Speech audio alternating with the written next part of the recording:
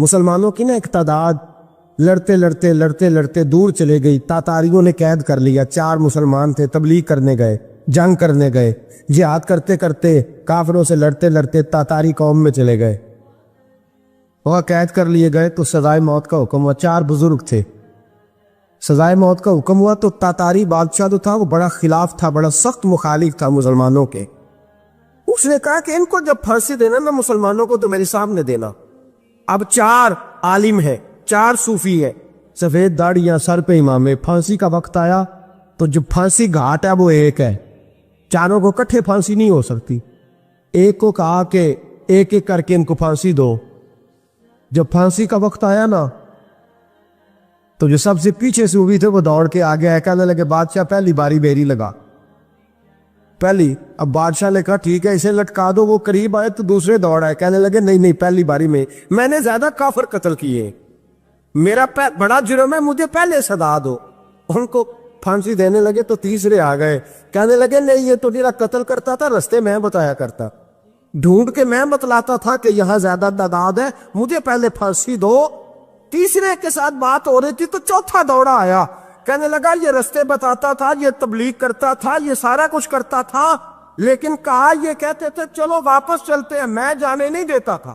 میں کہتا تھا اور کافر مارنے اور علاقے فتح کرنے, میرا جرم بڑا ہے, مجھے پہلے پھانسی دو. بادشاہ کہنے لگا مجھے 35 سال ہو گئے حکومت کرتے, بڑی دنیا کو پھانسی دی ہے, لوگ تو ایک دوسرے کو دھکے لیتے ہیں کہ پہلے تو جا پہلے تو جا, اور تم کیسی قوم ہو کہ ایک دوسرے پہ قربان ہو رہے ہو. کہنے لگا تم ایک باپ کی اولاد ہو, جاگ رہے ہیں آپ لوگ. تاتاری بادشاہ, کافر بادشاہ, اسلام کی مخالفت کرنے میں ایک باپ کی اولاد ہو کا نہیں, ایک قبیلے کے رہنے والے ہو کا نہیں, ایک ملک کے رہنے والے ہو نہیں. اس نے کہا رشتہ کیا ہے, تمہارا رشتہ کیا ہے؟ تو بول کے کہنے لگے خدا ایک ہے, نبی ایک ہے. خدا ایک ہے اور نبی منفعت ایک ہے, اس قوم کی نقصان بھی ایک, ایک ہی سب کا نبی, اللہ بھی, قرآن بھی ایک.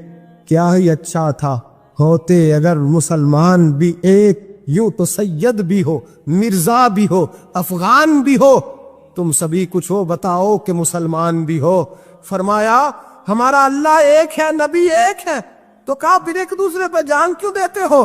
فرمایا ہمارے نبی نے ہمیں بھائی بھائی بنا دیا ہے, بھائی کا دل نہیں کرتا اس کی آنکھوں کے سامنے بھائی چلا جائے, ہمارا دل نہیں کرتا پہلے مجھے دے پہلے مجھے دے.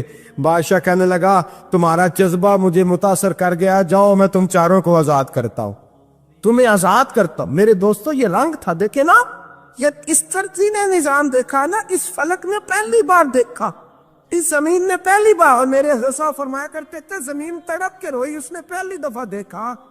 حضرت ابو عبیدہ بن جراح نے میدان بدر کے اندر جب جنگ کا تبل بجا, حالات بگڑے, جناب ابو عبیدہ بن جراح کہتے ہیں تاریخ نے ایک عجیب موڑ پہ مجھے لا کے کھڑا کیا. آپ فرماتے ہیں میرے لیے اللہ نے جو آزمائش رکھی وہ سب سے بڑی رکھی. فرمانے لگے جب میں میدان میں نکلا تو کافروں نے میرے سامنے جس کو لا کے کھڑا کیا وہ میرا سگا باپ تھا. اب فرماتے ہیں اب مشکل بن گئی, عشق تیاگ دومی ایک برابر, تے عشق دا سیک بدھیرا, اگ تے ساڑے ککھ تے کانے, تے عشق ساڑے تن میرا, تے اگ دا دارو می تے پانی, کوئی دسے ہے عشق دا دارو کیڑا, بلے شاہ تھے کچھ بھی نہیں بچدا جتھے عشق ہوران دا ڈیرا. فرمانے لگے اب میرے لیے سامنے باپ, ادھر بیٹا. اب فرماتے ہیں 2 رستے تھے, باپ بچاؤں یا رسول اللہ کا دین بچاؤں. 1 منٹ تھا فیصلہ کرنے کے لیے کہ ابا بچے گا یا دین بچے گا, کفر بچے گا یا اسلام بچے گا. فرماتے ہیں میں نے منٹ پورا نہیں سوچا, میں نے تلوار اٹھائی, باپ کی گردن کاٹ کے گرائی اور رسول اللہ کا دین بچا لیا.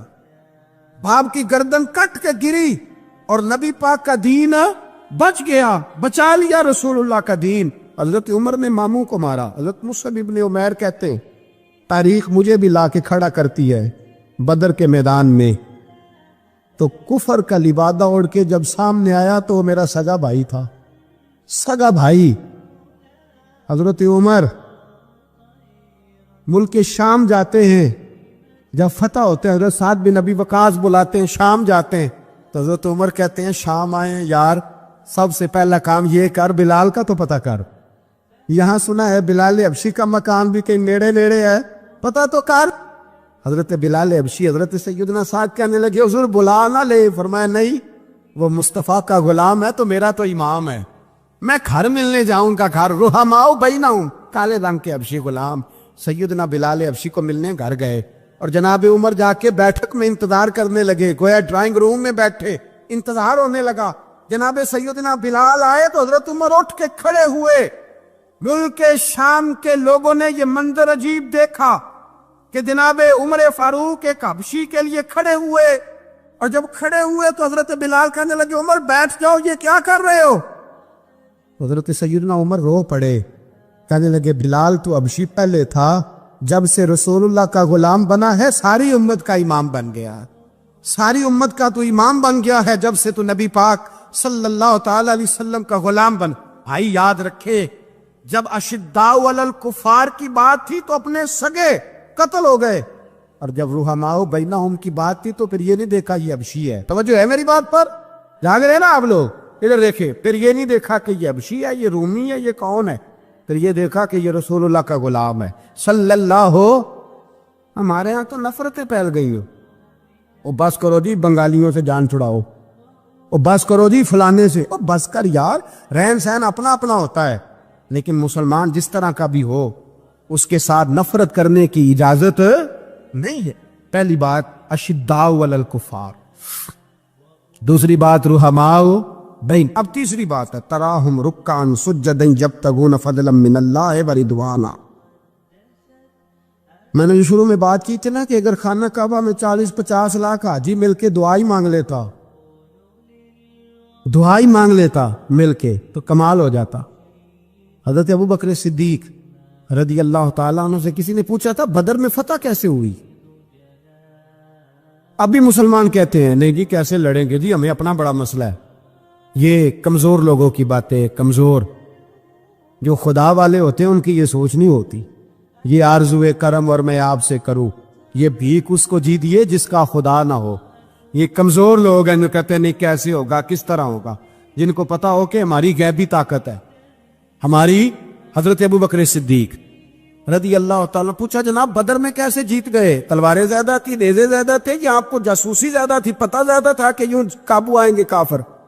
ابو بکر صدیق فرمانے لگے نہ نیزوں سے جیتے نہ تلواروں سے جیتے, ہم جو بدر میں جیتے ہیں تو مصطفیٰ کی نمازوں سے جیتے.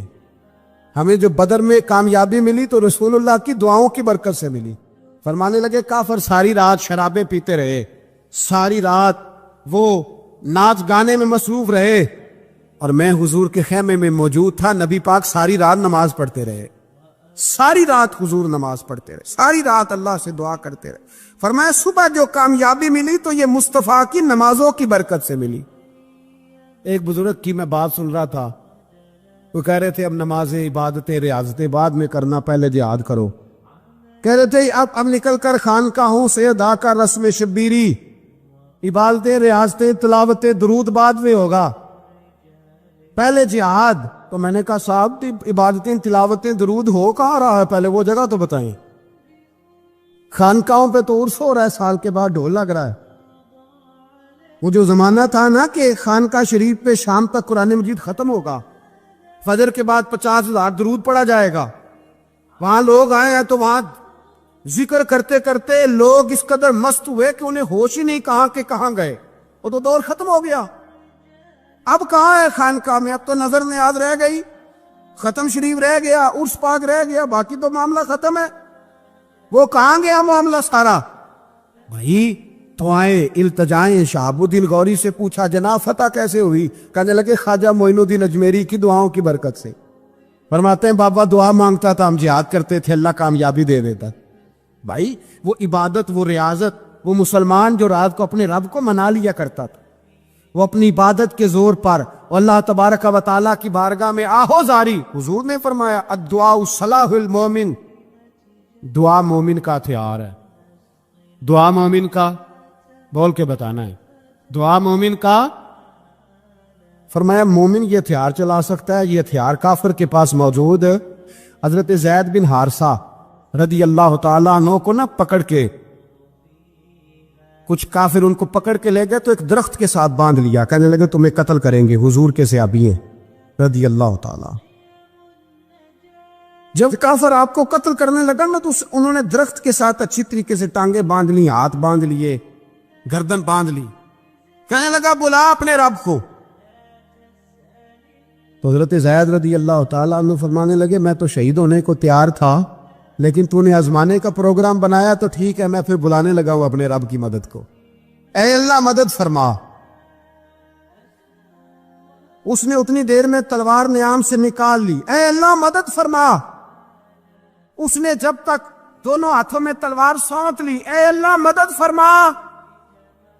جب تیسری بار آپ نے یہ کہا تو اس نے تلوار اٹھائی، کہا اللہ مدد فرما۔ حضرت زید رضی اللہ تعالیٰ عنہ کہتے ہیں جب چوتھی بار میری زبان سے لفظ نکلے، کافر کے ہاتھ میں تلوار تھی پر گردن بھی اس کی کٹ کے نیچے گر گئی، گردن کٹ کے اسی وقت نیچے گری۔ مجھے کسی نے کھولا، نہ مارنے والا نظر آیا، نہ گردن کاٹنے والا نظر آیا، نہ مجھے کھولنے والا۔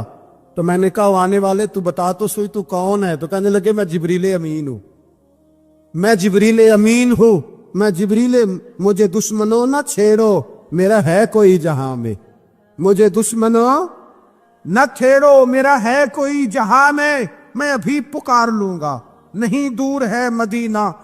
کہا جب تو نے، حضرت جبریل کہنے لگے جب تو نے پہلی دفعہ کہا نا اللہ مدد فرما تو میں سدرۃ المنتہا پہ تھا، مجھے حکم ہوا جبریل دیر نہ کرنا۔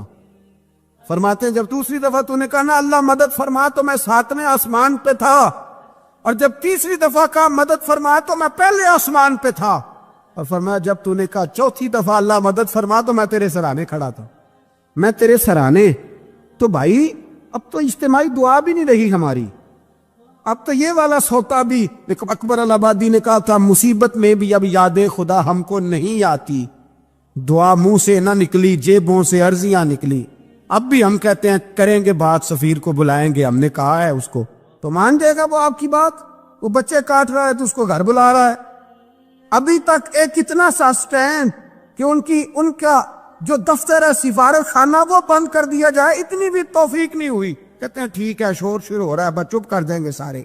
خدا را خواب غفلت سے اٹھو، بیداری حاصل کرو، اور کچھ نہیں ہو سکتا تو کھل کے دعا تو مانگو ان کے لیے دعا تو مانگو۔ اللہ بڑا کریم ہے، وہ جب مدد کرنے پہ آتا ہے تو پھر بڑے بڑے کافروں کے مقابلے میں اپنے بندوں کی مدد فرماتا ہے۔